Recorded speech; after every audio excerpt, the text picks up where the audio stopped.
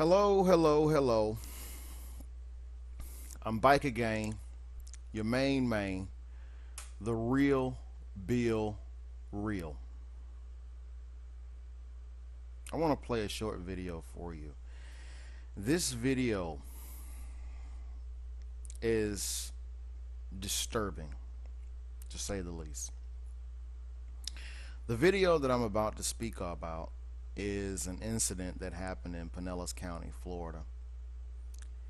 And I, I'm thinking about what type of petition I need to put together to um, change the laws. Um, I'm not really sure what direction I'm going to go in, but something needs to be done, and it needs to be done now. And people need to forget about being politically correct. Laws need to change, and the reason why I say it is all due to this story. So let's get into it. Tonight we have new video. It gives us a closer look at a school bus beating in Pinellas County earlier this month. The attack you're seeing here left a sixth grader with two black eyes and a fractured hand. Police arrested 3 teenagers, but there are still questions about whether the bus driver could have done more to stop the attack. News Channel 8's Yolanda Fernandez has new information on this investigation. Gulfport police recently released surveillance video from the school bus that shows the driver's perspective of the beating that day. In the video, Now, what we're about to see is this white kid here being taunted. He's holding his head down, and this piece of crap and this piece of crap, they are taunting him. I think what I'm going to do is I'm going to find some type of way to employ non-violent Hebrews to ride on all buses. In fact, I'm going to push for a law that requires all non-violent Hebrews. When I say Hebrews, I'm talking about blacks. All non-violent Hispanics, actually, that's Issachar, Ephraim, Manasseh. I'm going to require all of them to be released so that they can participate in riding along on school buses, and also so that they can be in schools. The reason why I'm saying what I'm saying is due to the fact that we have a politically correct environment that we live in, where people are afraid to confront, and they are afraid to discipline, rebuke, and chastise young black males. This is an epidemic.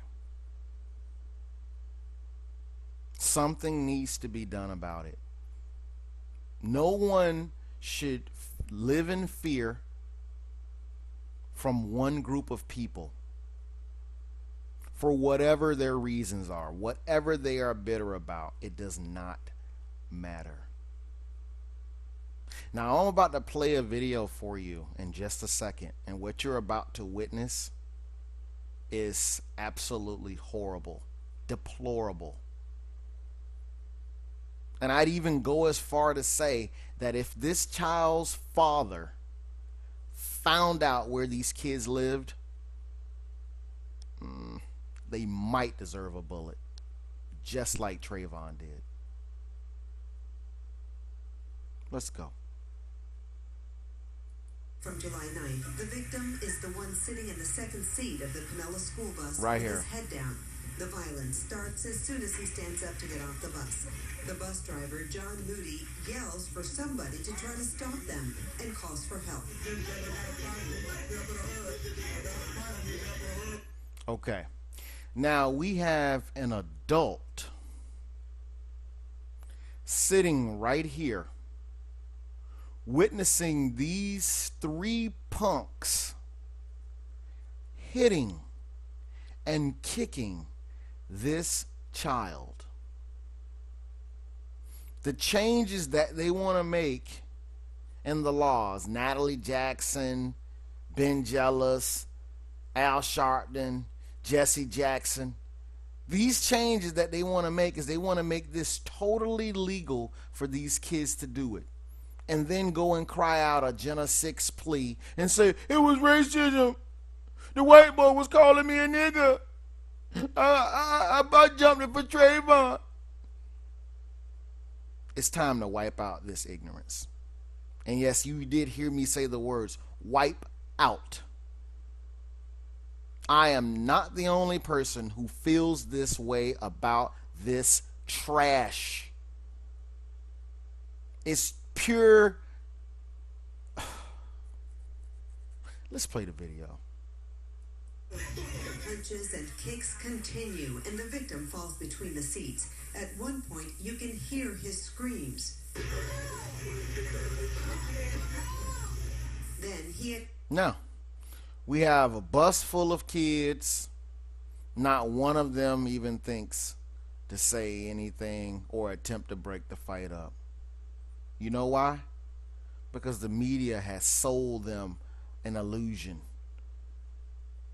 that they're under attack, that some way they felt threatened by this one kid that was afraid to get off the bus at his bus stop because he was being hit and kicked violently.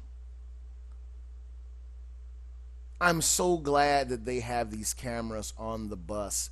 They need to capture more of these crimes.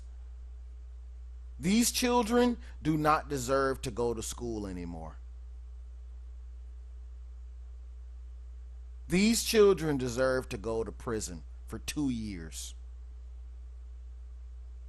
But if you leave it up to Barack and Holder and Natalie Jackson and Al Sharpton and Ben Jealous and all the rest of these other phonies, they will tell you that the kids, they may have felt threatened. They had a right to do that.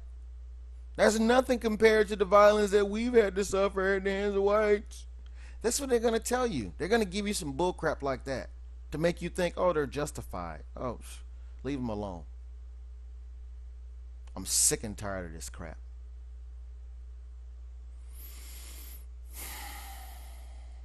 Again calls dispatch to verify the address.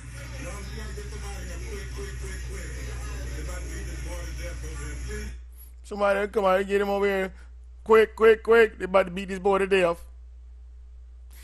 This bus driver is what's wrong with the world. This bus driver is old enough to be the grandfather. The grandfather. These boys deserved to be beaten up by grown men. When they finally are sentenced, they deserved to be jumped by white skinheads and shanked in jail. They deserve it. They deserve that. But ask a Trayvon supporter, they'll say, oh, that's justice. Oh, them boys doing nothing. Kids will be kids. Ask Jerome Horton. That's what he thinks. Oh, they're just getting into a little something. This is unacceptable, people.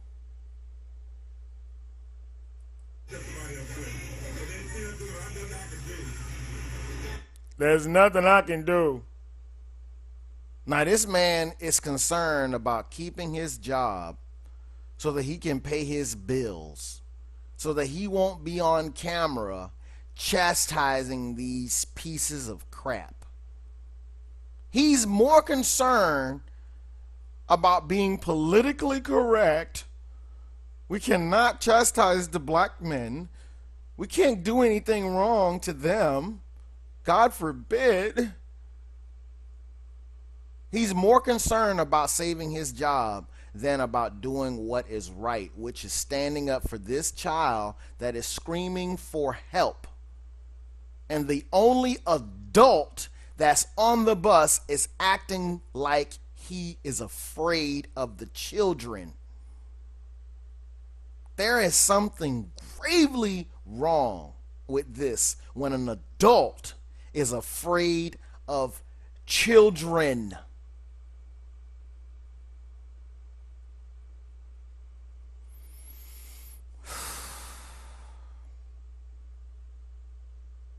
Let's go. According to Pinellas school bus driver policy, the driver's first... Look at this crap. He goes and peeks over and looks at the kid who's balled up in the fetal position, trying to protect himself from kicks and punches. And he's looking at the kids like he's afraid of them, like he doesn't want to come too close or he may get hit.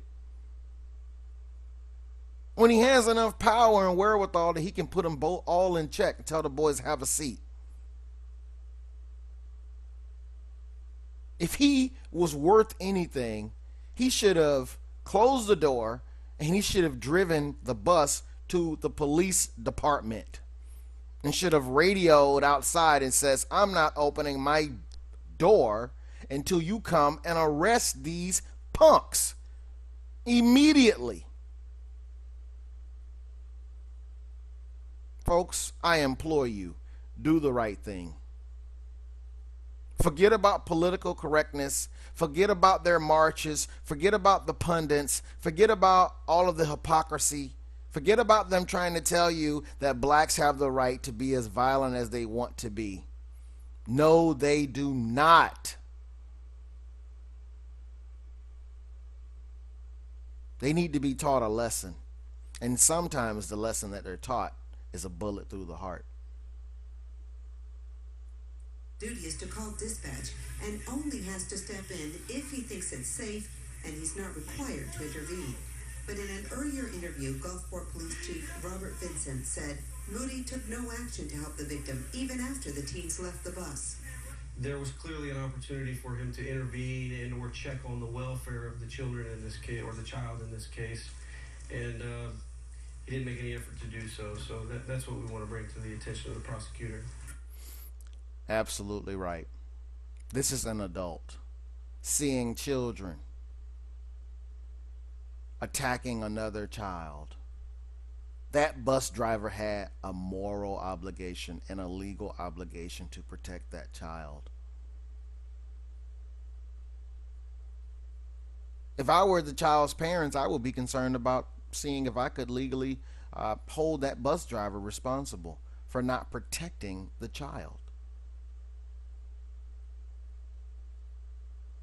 Simply screaming, leave him alone. Absurd. Let's go. Gulfport police investigators met with prosecutors last week to turn over this video as evidence on a possible child neglect charge. But these kids' parents, as I've said before, would be the first parents on TV crying, talking about my child, he was racially profiled and he was being taunted. That boy was calling him a nigger and they were sick and tired of it. They were sick and tired of them doing that to him. With fake crocodile tears. See, this is the problem. No one wants to hold these type of children and this type of behavior responsible. In this situation, they were actually charged with felonies, but this has to stop, and we must put in place things to make it stop. This gentleman on the bus did not have the warrior spirit to make it stop, and only the Israelites have that naturally inside of them, which is why I say that we need to push for laws to get the nonviolent offenders out, put them on every single bus, put them in the schools. All of these troubled schools, they would turn around in a month if you put the right elements there. If you put some hardened prisoners in there that are not violent, but just learned and experienced enough to spot bad apples and know disrespect when they see it,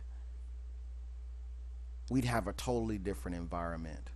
Another thing that's wrong is there's no corporal punishment in the schools anymore. Yes, these boys deserve to be caned. He deserves to have something put right here on his backside. Caned. They should be caned 50 lashes each. Their behind should be bleeding. But because we don't put anything on their behinds, they're free to do what they're doing right now. And they're able to do it in the presence of an adult who they have absolutely zero respect for. This is a tragedy. This is a tragedy, people. Of course, you're probably not going to see this on CNN. But this is the problem, people.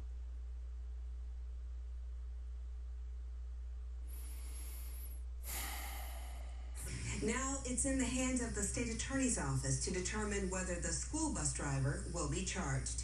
In Gulfport, Yolanda Fernandez, News Channel 8. He should be charged. There was something that he could do.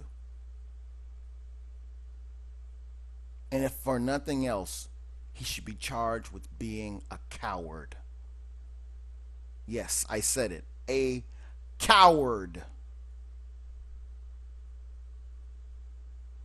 Let's let the video play. She's going to tell you what's going to happen. Hard to watch. Police did charge 3 teenagers with felony aggravated battery in that attack.